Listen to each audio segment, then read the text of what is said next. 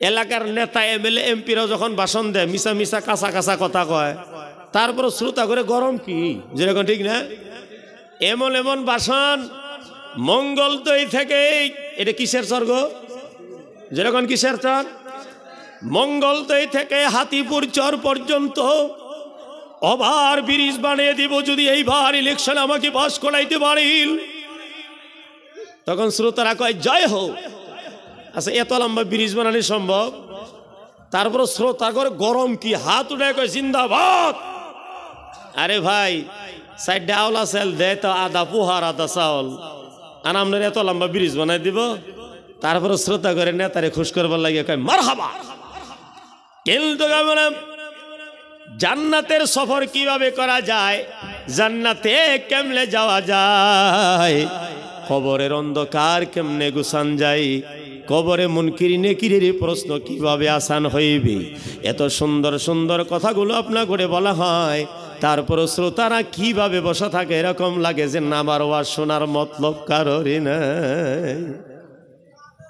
হ্যাঁ, আরো জোরে মাশাআল্লাহ সুবহানাল্লাহ। তার মানে আমাদের ডর কি জানেন? সর্দি লাগলে নিউমোনিয়া হয়, নিউমোনিয়া হইলে জক্কা কাশ হয়, জক্কা কাশ হইলে টিবি হয়, টিবি হইলে মারা যায়, গতিকে জলসা জম না।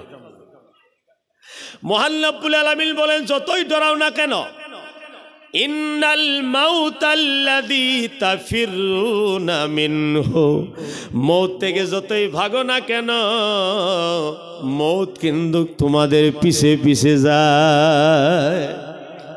যেই জায়গাতে যাও না কেন, যেথায় থাকো না কেন, চাই চর হোক, চাই বিড়ি হোক, চাই বিল্ডিং হোক, চাই আসাম টাইপের ঘর হোক, চাই সেটা ঝোপড়াই হোক না কেন, চাই 7 সমুদ্র 13 নদী দূরে হোক না কেন, চাই জমিনের যত পাতালের তলে হোক না কেন, চো আহাঙ্গে রফতন কুনদ জান পাক, চেবার তখতে মুরদন চেবারো বেখাক। যখন মানুষের মৌত আসে তখন জিবরাইল আজরাইল এটা দেখে না তুমি কোন জায়গায় আছো। না, মঙ্গল দিয়ে কুটে থাকলে আজরাইল ডরায়। থানাত খারে হয়েছেন, বোধহয় আজরাইল দেরি করে আইব, কে দারোগা যা আছে। আর্মি ক্যাম্পের ভিতরে আছেন, বোধহয় আজরাইল দেরি করে আইব। যেরকম বোধহয় 100 জন মানুষের ভিতরে বসে থেকে দেওয়ানিগিরি করতেছেন, আপনার কথা সবে হয় হয় করতেছে, বোধহয় আজরাইল দেরি করে আসবো। মহান রব্বুল আলামিন বলেন আমার যখন হুকুম হবে, যত আর্মি পুলিশের ভিতরে থাকো না কেন, তুমি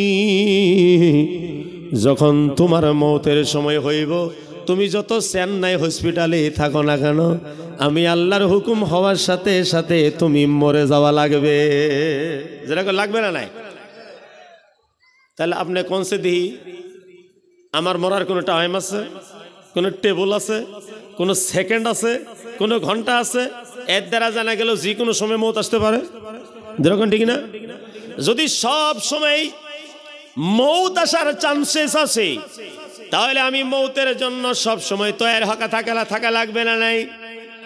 যেরকম লাগবে না নাই? মৌতের তৈরি কারে কয়? মৌতের তৈরি হইল নামাজি হইয়া জিন্দেগি কাটানো, মৌতের তৈরি হলো রোজা নিয়ে জিন্দেগি কাটানো, মৌতের তৈরি হইল সালাম মুসাফা মুখের ভিতরে থাকা, আর মৌতের তৈরি হলো মহান রব্বুল আলামিনের ভয়, নবীর ইশক মোহাব্বত অন্তরে নিয়ে রাখা।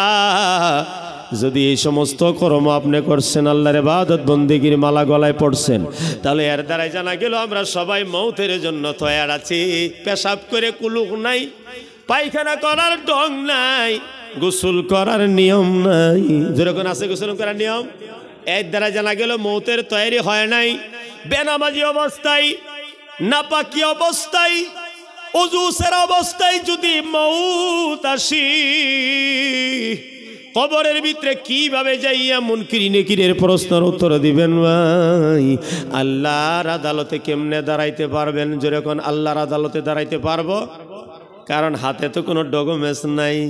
সামান্য যদি হাতে লাইসেন্সটাই না থাকে, থানার সামনে দিয়ে যাইতে শরীর কাঁপে, যেরকম কাঁপে না লাই, যেরকম কেন কাঁপে, যেরকম কেন কাঁপে? বাইক দামি, স্বাস্থ্য আমরাটাও বালা, খালি একটা জিনিস নেই, সেটা হলো লাইসেন্স নাই। থানার সামনে গেলে শরীরে রুম্বা গুলো শিওরি দিয়ে ওঠে, মনের ভিতরে ডর একটাই, থানার কেউ যদি আমার একটা সিঙ্গেল দিয়ে বসে তাইলে তো আমার উপায় নাই, আমি উত্তর দিতে পারবো না, যেরকম ঠিক না বেঠিক। ততরব আমি যখন দুনিয়া থেকে যাইব, মৌতের সময় আমি নামাজি হইয়া যাওয়া লাগবে না নাই, রোজা নিয়ে যাওয়া লাগবে না নাই, নবীর ইশক মোহাব্বতের মালা গলায় নিয়ে যাওয়া লাগবে না নাই, যেরকম লাগবে না নাই। আমি যদি গান কই কবেন হুজুরে গান কয়, আমি যদি নাচ কই হুজুর খালি সুর দেয় ওয়াজ করলো না, আমি তো সুর না দিয়ে বাসি না। খালি দুইটা বাংলা শের আপনাদের সম্মুখে পড়তে চাই, আপনারা কি কন, যেরকম কি কন? সুন্দর পৃথিবী একদিন ছেড়ে যেতে হবে রে মন, ছেড়ে যেতে হবে, যেরকম হবে না নাই। এই আসাম টাইপের ঘর তোমার, 3 তালা বিল্ডিং তোমার, SBI এর ব্যাংকের ব্যালেন্স তোমার, আরো সুন্দর নারী,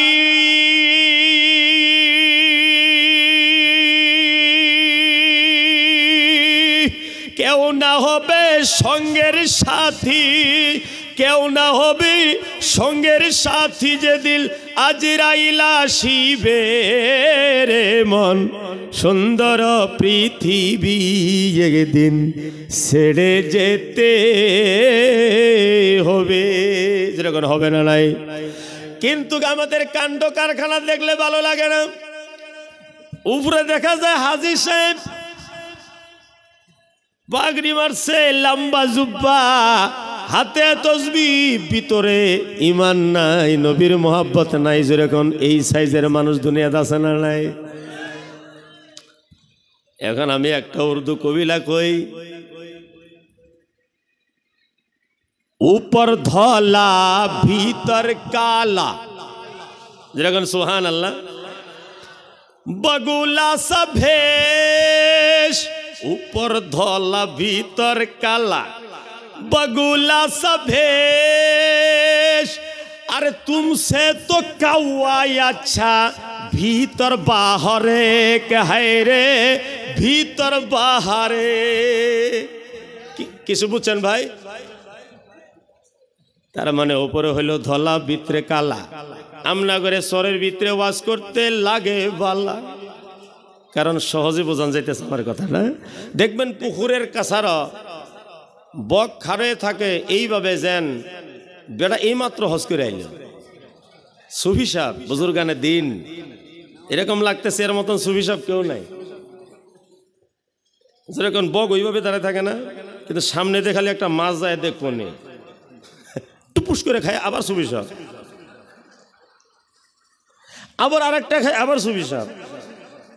কবি কয় এই বগের তনে কাউয়াই বালা, কারণ কাউয়ার উপরে যে স্বভাব ভিতরে ওই স্বভাব মানুষে জানে কাউয়াই কি করে খায়, যেরকম ঠিক না? তাইলে মুসলমান ভাই আপনাদেরকে সতর্ক করবার চাই, যদি আপনি পরহেজগার হবার চাইছেন তাহলে ভিতরে বাইরে পরহেজগার হয়ে যান, বগুলার মতো হবেন না।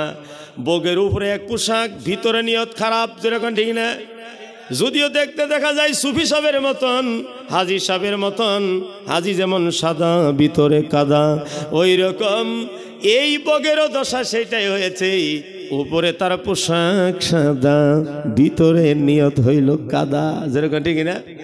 জানা হোক সেরকম আমরা হওয়া যাইবে না। আমরা আসলেও নামাজি, নকলেও নামাজি, ভিতরেও নামাজি, জাহিরিও নামাজি, নামাজি হয়ে দুনিয়া থেকে যাওয়া লাগবে না নাই। সঙ্গে নবীজির মোহাব্বত, দয়াল নবীজির মোহাব্বত যদি অন্তরের ভিতরে না থাকে তাহলে সেই নামাজেও কিন্তু একেবারে কাজে দিবে না। এই জন্য পবিত্র আল কোরআনের সূরাতের এই টুকরাটা আপনার সম্মুখে তেলাওয়াত করলাম। লাকাদ জাআকুম রাসূলুম মিন আনফুসিকুম আজিজুন আলাইহি। তাফসীর করলে কিন্তু সময় বহুত লাগে। এখন আপনাদের এখানে যদি তাফসীর শুরু করি এমনি জি পাতলা পাতলা আর তো পাতলা পাতলা হয়ে যাবেন গা। আচ্ছা, সোরের মানুষ কমছে নাকি? এনআরসির নাম কাটতে বাংলাদেশ বাগাইছে না? সবে আছে, যেরকম আছে না নাই? আমার কাছে লাগতেছে কিছু মানুষ বোধহয় পাঠাইছে সরকারে। আমাদের সকলের এনআরসি হয়েছে না গো? আমরা এলাকার ভিতরে সবারই হয়েছে না? আমার সন্দেহ লাগতেছে যে কিছু মানুষের হয় নাই। ওনার এখন এখানে নেই, বাংলাদেশ আছে, কর্ণাটক আছে। আমি কই কর্ণাটক যাও, বৈশা খায়ও না। আমার দয়া রাসূল রহমাতুল্লিল আলামিন না করছেন আমার উম্মত আইলসা সাহায্য না, তাহলে কিন্তু জাতি টিকবো না। যেরকম সুবহানাল্লাহ। আর আমার নবী নিজে কর্ম করে দেখাইছেন, এমন এক কর্ম করছেন যে কর্ম আপনারাও করা পছন্দ করবেন না, সেটা হলো বকরি চড়ানি। দেখুন সুবহানাল্লাহ। আমার দয়াল নবী বকরি চড়াইয়া উম্মতের এই একটা মেসেজ দিয়েছেন, উম্মত বৈশা খায়ও না, লাগলে বকরির ব্যবসায়ী করে বকরি চড়াইও। কারণ যদি তোমার কাছে ধন দৌলত না থাকি তাহলে অন্য জাতি তোমারে টার্গেট নিবে। যেরকম টার্গেট নিবে না নাই, তোমাকে অবহেলা করবি, তোমারে কমজোর ভাববে। এই জন্য আমার নবী বলছেন অবহেলা নাই। যদি তোমার কর্ণাটক যাবার দরকার পড়ছে চলে যাও, কারণ তুমি যখন নিজেকে নিজে সাজাই লইবা ইসলাম ধর্মের সৌন্দর্য বাইরে যাইবে। যেরকম সুবহানাল্লাহ। আমি চর এলাকাতে আসলে ওয়াজটা বেশি করি ভাই, টাকাও কামাও, শিক্ষিত হও। চর এলাকার মানুষ যদি ৭৫ বছর হয়ে গেল দেশ আজাদ হওয়া, যদি খালি বালগেরে খামটি মেরে শিক্ষা নিত তাহলে আমাদের দশাটা হইতো না। যেরকম ঠিক না?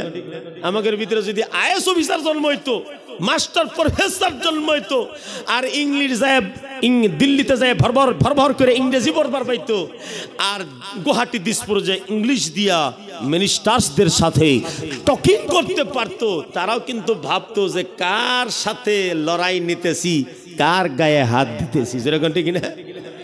কিন্তু তারাও জানে দস্তুর মতন পীড়া পিটতেছে আমাগরে ফিরানির ক্ষমতা নাই। তার কারণ হলো আমাগরে শিক্ষা নাই, দীক্ষা নাই, ডিগ্রি নাই, আমাদের ভিতরে গ্রাজুয়েট পার্সেন্ট নাই, যার জন্য এই তুফান আমরা ফিরাবার পাইতেছি না। যেরকম ফিরাবার পাইতেছি পারবো না।